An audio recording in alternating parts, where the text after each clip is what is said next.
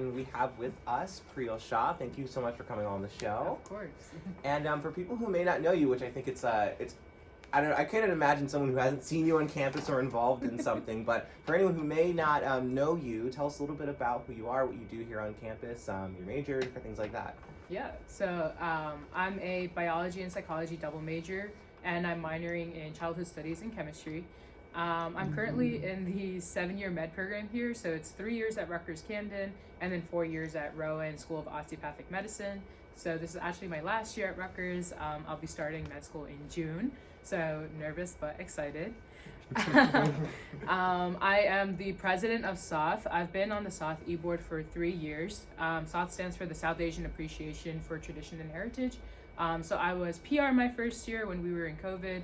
I was the treasurer last year and the president this year. So that's kind of been where most of my involvement has been. So if you've seen me, it's probably because of SAATH. But yeah, that's a little bit about me. Yeah, I had a really good time last semester. That's how we met. It was through SAATH because I was on SAATH last year. And then you also might have seen her if you had gone to the TEDx, or if you had watched the virtual TEDx Rutgers Camden conference last year. You're also a speaker on that. Yeah. Can you tell us a little bit your experience with that? I know you talked mainly about having a different approach and your specific approach to leadership, which interests me a lot because you're involved in so many different places on campus. So before we touch on all those different places, I feel like that's a good place to start because that kind of influences all those other areas. So tell us a little bit about what inspired that topic of talking about leadership and specifically being brave in leadership, because I know that's what it was about, but I don't want to put words in your mouth. Tell us a little bit about your perspective on that. Yeah, so my talk was on brave leadership. Brave stands for being balanced, resilient, adaptable, versatile, and engaged. So it's kind of just like my approach to leadership in terms of what are like the 5 things that you could do to be a leader in your everyday life. I think what inspired it is honestly, I've always been a leader. I think as long as I can remember, I always love like clubs and organizations, and I always love being involved, whether it be on campus, in school, extracurriculars, anything and everything. I think that just kind of gave me like an out in terms of like, hey, like people know you, you're making a change, you're making a difference. Yeah. But I feel like not everybody feels like they can do that in their daily lives. And so that's why I came up with Brave Leadership. I'm like, this is a mindset, a mentality that people can utilize, whether it be something as simple as their daily routine or something above and beyond, like organizations and clubs, or just volunteering, like anything, honestly. Yeah. But that's why I was like, I wanted something that was attainable for everyone, and not just something that seems so out of reach that it's essentially non-existent. Yeah, I think that's what's like stuck out to me the most when you had the talk, because I was also someone, I looked at myself and I was like, I didn't view myself as a leader. I was like, I'm not extroverted, I'm not charismatic, I'm not this, I'm not that, or the stereotypical image of a leader, someone who's always out in front, but it comes in so many different ways. Absolutely. And for you, like, how in your experience, like seeing other people work in leadership and you yourself, how does someone who may not know exactly what their leadership style even is, because everyone has different leadership styles, I think that's part of being, doing the everyday leadership that you talk about in that talk, is kind of figuring out, okay, well, what kind of leader are you? So for someone who may not know, how would they get closer to kind of doing some self-reflection to figure out what that looks like for them? Yeah, so I think my friend group is the perfect example of this. I think we're all completely different leaders, but we are all leaders. So I know, like, for instance, Sophie, she's very reserved. She doesn't want to hurt people's feelings, so she'll be like overly nice to compensate, but then at the end of the day, she has to get things done. And so she is that leader where she'll pick up the slack if no one else is doing the work, but then that's a load on her too. So it's kind of just like, how do we balance ourselves in terms of making sure that we're not doing all the work, and then other people also know like their roles and responsibilities. So I think oftentimes we'll have conversations, like our whole group, like, hey, like, what did you do in your e-board, or how do you think I should approach my e-board, whether there be like certain discrepancies, or if we need any help with we help each other out in that way, and kind of learn from each other too. I think that's like the biggest thing. That's interesting too, because I think also a perception of leadership is that you're up at the top and then everyone is beneath you. So when you're up at the top, you're kind of on your own. Yeah, but we don't want to do that. That's like a dictatorship, I feel like, and I'm like, that's not a leader to me. I think a leader is someone who does listen to other people, who can communicate their needs, and listen to other people's needs, and then work together on that. I think that's like the perfect, I guess, demonstration. Yeah, that's interesting, because I think also to not only, say even if you are, for example, president of SAATH or different things like that, there are still people who've had far more experience in leadership in other areas. So Absolutely. I think that is an interesting thing that is, you have to remember, is that having that communication with other people in similar spots also helps. So you're not alone. You're not alone. That's exactly it. Yeah. And for you, in some of your experiences being on different e-boards and things like that, what's one specific challenge that you faced, or, in that journey, and what did you learn from it? Yeah. So I think people underestimate the job of a president.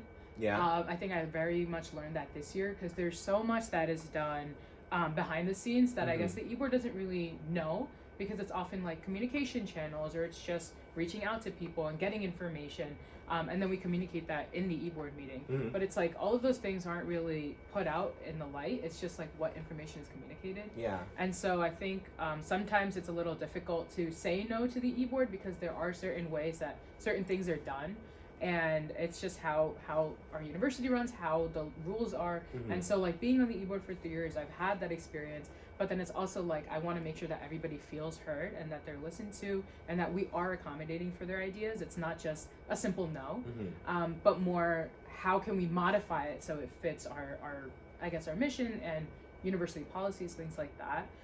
So I think that was one of the challenges, because it's like I felt like I was always saying no, but I wasn't trying to come off like that. I think it was more like, these are the rules. Let's work with the rules. Let's not work against them, type of vibe. Yeah, but that's a tough spot to be in at times, because it's like you want to be creative and ambitious and all these different things, but then there's also the structure that you have to fit. Exactly. And so I imagine that takes a lot of communication. It does, yeah. Yeah, that's interesting. Yeah. And I wonder, I think one thing that I found when I was on the e-board for SAATH, one thing that I noticed was that the communication was so strong, and I was curious from your perspective, being there for, you've been on the e-board far longer than I was for that short period of time, but one thing that I found about the way people responded to just events that, SAATH puts together, I've seen it this year when I was on the e-board last year, is that it really, I don't know, there's something that really draws people to SAATH. Yeah. And it even won the Student Org of the Year last year at the Student Leader Awards. And so, from your perspective, what do you think? What is it about? Like what's like the special sauce? I guess is what I'm trying to say, that makes it such an impactful thing for people. Because I've seen it in a way that in a lot of organizations that are also great, but people really come out to these events. Yeah. So fun fact, SAATH actually means together in Hindi. That's cool. So that's one thing that I think it's just like we want to bring people together. Yeah. The second thing that also helps is food. Everybody loves food, especially because we cater from outside. We're allowed that cultural food. I think a lot of students on our campus kind of just miss that, especially if you live here. You're not just exposed to that food always, so it's more like a drawing factor. But then what keeps people there is like that community, that togetherness that we build. Our events are really cool. We have different activities going on, but I feel like it's that harmonious like environment that we create. And it kind of just reminds us of our culture, of our traditions, of that like I guess home feeling that we kind of miss. I also know that there are a lot of international students, and so they especially feel that I guess togetherness, that they really miss home because they are coming from so far away. So I think like just creating that environment, and then coupled with food, coupled with activities, and coupled with key takeaways, I think is what draws students to come to SAATH events and just have fun. Yeah, and that's also because I think also one thing, as someone who started out as just someone who came, and then I was eventually on the e-board, so I can kind of, I guess, speak to my personal experience. That was that when I first started going to SAATH events, that was, if I'm not mistaken, it was my first semester on campus. Same. And so I was really kind of looking for places to get involved. Yeah. And that was the first place that I went to because I knew Preeti at the time, and she was president at the time. She was like, come to our events, come to our events. Yeah. And I just felt so welcome there, even especially considering the fact that I come from a different culture. Yeah. And so there were a lot of things that were just new to me. Some things, I wanted to be respectful, Yeah. all these different things. Yeah. Because at times, if you're from a different culture and there's something that's culture based, you are walking in saying, this is not my born space, right. so I'm here to learn. Right. But I didn't feel like an outsider at all. Yeah. I was excited to learn, and I just felt so welcome. And I remember a couple of times I didn't even know anyone there yet, but I was just comfortable sitting there and being around people because it was just such a welcome environment. So I can say, at least from my personal experience, I see that part of it too. Yeah. And the other thing with that is, like, we also see, like, new members come in all the time, but then our old ones also keep returning. So we definitely know we're doing something right, because it's like we see our old members, we see our new members, we see them coming together, and still creating that environment where everybody's welcome, everybody's appreciated, and we just want to share the fun, Yeah, that is so cool. And SAATH won a couple of awards, but you've individually won a couple of awards the last year at the Student Leader Awards. I didn't know you won individual ones, but when I looked at my research, I was like, oh wait. I was like, okay, cool, more talking points I didn't know about. So you won the Problem Solver Award. So, how do I want to frame this? So I'm curious, your approach to problem solving. I guess, how do you approach different things that, when you're organizationally, logistically, what is it that makes it so effective, A, and then what kind of problems, whether they be research-based or maybe something with organizations, what's something that you really had to face and you kind of worked through? Yeah. So I feel like problems, so last year I was the treasurer of SAATH, so a lot of the problems, I guess, came from our budgets, kind of just where our logistics are, how are we using our budget for each event. I think my approach to problem solving is not to freak out. I've learned that the hard way, but I'm like, me freaking out is not going to solve the problem, so there's no point in starting with that. I think I just want a cool calming environment, kind of just have a sounding board if needed, and kind of just work out the problem rather than just fixating on the problem itself. I think it's very hard to do, but when you do it, it works. I know a lot of our issues came from catering places, because a lot of them, they didn't want to respond, they don't want to adhere to the university policies with the insurance waivers, things like that. So finding a new caterer was the biggest, I guess, challenge that we faced. I know I personally called 12 different caterers in the area, just trying to find someone that'll be like, hey, we're down, we're here to support you. But I think besides that, problems, they come and go. It's how you face them. I know this year we faced a couple issues in terms of communication with other organizations. So for the Multicultural Festival, we had about 13 organizations collaborating. It's 13? Yeah. When we first, when we were talking about it before off air, when it was still coming together, it was 4. Yeah. Oh my so gosh. it was a lot. Yeah. And then we needed a lot of things from the orgs. We asked for performance from each org. We asked for different cultural foods. We asked for pictures from the orgs. There were so many moving parts.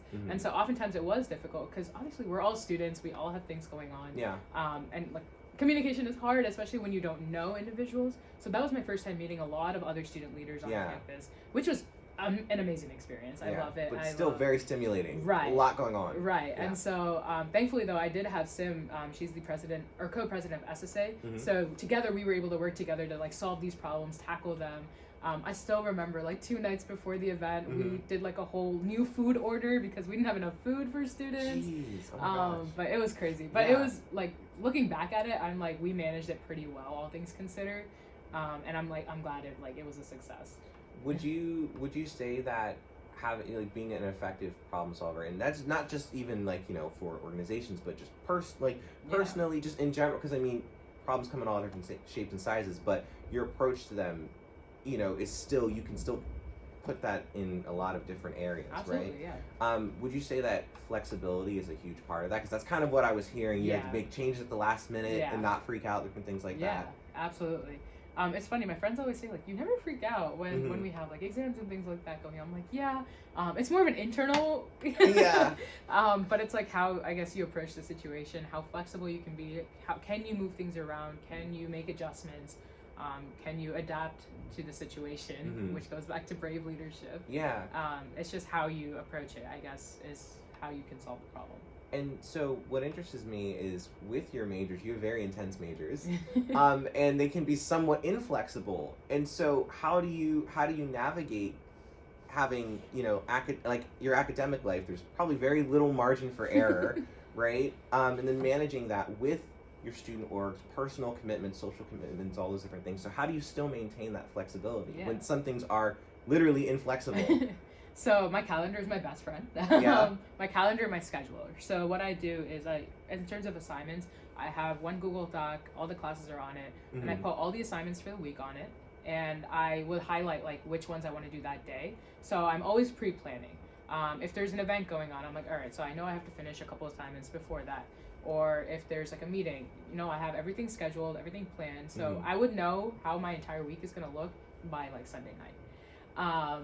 It's just because I was like, this is the only way. And then in terms of, sometimes there are things that go awry. Sometimes, I don't have the time. Late nights are, it happens, but not as much as I thought it would, which I'm glad. I think the scheduling has been very, very structured in a way. So like I'm the person, like if we want to plan something, we got to plan it in advance, but then it'll happen because it's on my calendar. So I think I just kind of work around the situations. If I have to miss something for one or other reason, if there are academics that are pulling ahead, that comes my priority then, and then everything else will come after. But I feel like I have enough time for everything. We might not be running on a 24-hour clock, but that's okay. I think when I'm passionate about something, I don't think of it as a chore. So it doesn't really seem time consuming to me because it's like, I'm excited. I want to do this. And most of the things that I choose to do, I want to do it. And so that's why I think it makes it easier because it's not a burden on me. Yeah, that's a really key thing because I think sometimes we can get ourselves involved with things that it's like we think we want it, we think we're supposed to do it, or different things like that, but then we get in the situation and we're like, wait, is this what I actually want? Exactly. How do you kind of measure whether that, something, whether it's an organization or even like, for example, your major or anything, how do you measure what you're doing and maybe what's expected of you to do versus, wait, is this what I actually want and believe in? So in terms of the major, I didn't have the choice for the biology major. My program required it, but the psychology major was my choice. And so the reason I chose it is because I love people interactions. I love learning about how and why people make decisions. So I was like, this will balance out the hardcore sciences and biology with the social science psychology. So I think it was like a perfect culmination of the two. In terms of student orgs, as I mentioned, I love being involved, but I knew that the time commitment would be an issue. And so I knew that I could commit the most to SAATH because I've been on it for a while. I know how the organization runs, and I know what I can bring to the table. I also knew that was the one that was, I guess, most important to me because I did want to share my culture, my passions, my traditions with the campus. And kind of just bring that, homey feeling. But then the other clubs, like for instance, Biology Club or AMSA, like I love being a part of them as general body members. So I had to make that distinction. But because my friends are on the e-boards for those clubs, it made it easier because I didn't feel like I was completely excluded. It's like if they needed help, if I need help, we're there for each other. So I still made that, I guess, distinction like, hey, my official e-board is only SAATH, and my 100% commitment goes there. But I don't feel like I'm isolated from the other organizations that I've chosen, but it's as much or as little as I want to be involved. So that's why I love going to their events because it's like I just go for the event, I enjoy it, and then that's where I draw the line.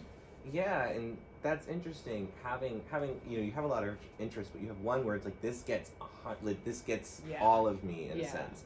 So I think at times, I know for me, when I have a lot of different interests and a lot of different things I'm involved in, sometimes I feel like I'm doing all of them at like 50% capacity. Which is like, it's not fair to anything, right? Yeah. I feel like we were having this conversation earlier too. It's like, if we want to choose one or two, then it should have our full attention. It shouldn't be like half-assed, and then it's like, oh, I couldn't give it my all, but I wanted to be a part of it. Yeah. I don't think that's fair to yourself. I don't think that's fair to the people you're working with.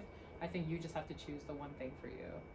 Yeah, and I think it makes sense considering I didn't know that you kind of made SAATH your priority because I mean you have so many different things going on, but it makes sense considering how much you've put into it, and then also how much, because we've talked about this off air, just like staying in touch with like your cultural side of things, Yeah. you know, is to you. And I'm curious, seeing that in other people, do you think that maybe for people who don't lean as much in terms of, you know, like learning more about their own culture, different things like that, relating to other people, understanding more about, you know, where they come from, all these different things like that, do you think that learning more about that tends to lead to more, I guess, like happiness on campus, you know, like a sense of place and a sense of belonging? Because I feel like, I know at least for me, being on campus on a commuter school, at times it's like you're searching for places for a sense of community and different things like that. Yeah. And I know prior to coming here, I didn't have the opportunity to go to a Black Students Union, you know, activity or different things like that. But now that I have it, I feel like I have so many more opportunities for community. And so have you found that in your experiences, like running SAATH, that is provided that opportunity to other people? Absolutely. Yeah. I think it does create a sense of belonging. I know I found some of my closest friends being on the SAATH board. Yeah. That I probably wouldn't have met if we weren't, because we're not different majors or the same major. Sorry. Yeah. But it's like that belonging that you feel drawn to it. I feel like, especially if you resonate with the culture. Even if you want to learn about the culture, right? Yeah. Because it's more about the mindset, right? So I talked to my friends about it, like Lebanese culture, Vietnamese culture. Other cultures, they're all very similar in the mindset. It's just the approach is different. Yeah. And so that's why I even love learning about the other cultures, because I see like, oh, this is similar to mine in this sense, or this is different but very interesting in a certain sense. So it's like, I guess, just like cultural understanding, and then that makes you feel more tight knit and belonging. So I feel like it's like the perfect situation. Yeah, and I think also too, I think a lot of times we kind of put the social side of things over here as students, and then the academic side over here, you know? But I think that the social side of things, connecting with people, has so much to do with your academic success, because ultimately we're students at college. Absolutely. That whole thing, right? Yeah. But that's the main reason that I started the show, is because so much of what students are doing on campus, different organizations, all these different things, are we talking about grades? No. Right. But these things are directly impacting how motivated we feel to go to class, to pursue our majors, different things like that. Yeah. So yeah, no, I completely second that. Yeah, and going forward, like, you know, you have a lot of different things going on. I know you said that you're headed to Rowan for doing the rest of your track, but just in general, what are some things that you are hoping to kind of get involved with? You know, do you plan on getting involved at Rowan? Just what's the future look like for you and your many endeavors? Yeah, definitely will be getting involved at Rowan. Awesome. I think my focus is to use my education in a positive way. So, you know, I do want to be a doctor, but I don't want to be a doctor that just, I guess, scams, you know, patients. Like, they're not getting the real care that they need. So I do want to work with populations that deserve better care, and they're not getting it. So anything that involves that. So I know I do want to get into some volunteering.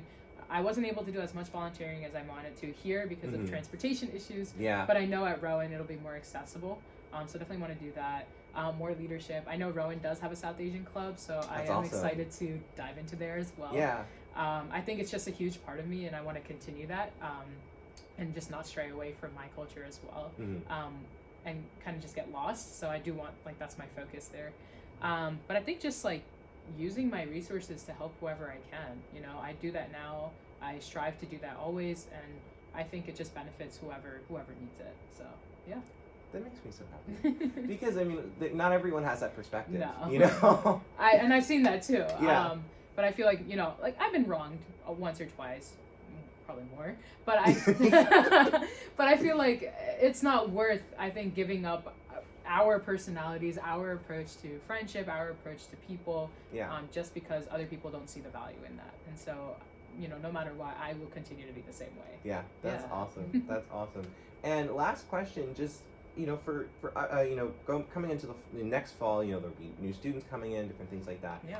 What advice would you have to freshmen that maybe want to get involved? What are good starting points for them? I mean, of course, SAATH is a great starting point. It was the starting point for me. But now that you're kind of completing your Rutgers experience, what advice would you give to people coming into their first Rutgers experience? I would definitely say get involved. It's just such a rewarding experience. It might be tough at times, but it's worthwhile. And I think it just teaches you a lot about yourself, about your style to leadership, about people in general. Yeah. But I would also say know your limits, right? So it's finding that balance.